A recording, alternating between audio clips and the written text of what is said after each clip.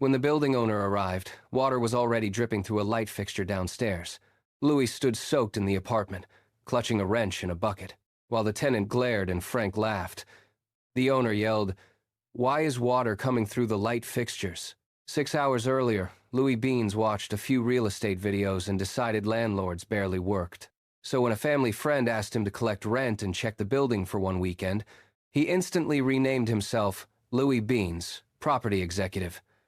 Frank muttered, "You do not own anything."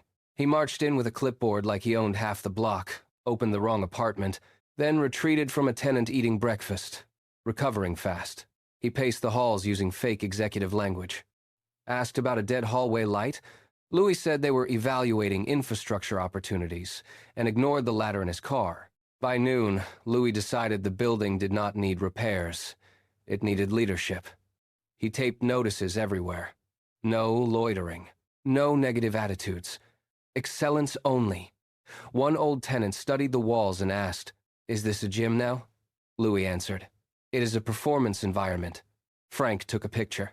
Then, a tenant showed him a leaking pipe under her sink. Louis stared for 3 seconds and declared, "Hiring a plumber is what weak landlords do." He watched a short video, crawled under the sink, twisted one fitting, and made the drip worse. Towels failed.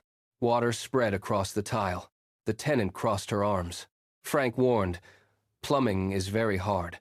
Louis grabbed a wrench and promised, "One decisive move." He turned once. The pipe groaned. Twice, Frank said, "Maybe stop." On the third turn, it snapped. Water blasted Louis in the face, ricocheted off the cabinet, and shot toward the ceiling. A voice downstairs shouted about dripping water.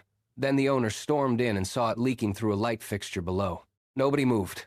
The tenant pointed at Louis.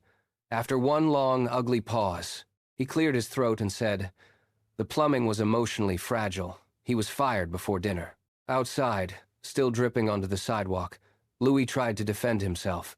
Frank stared at him and said, "You flooded 2 apartments." Louis nodded. "Now they know."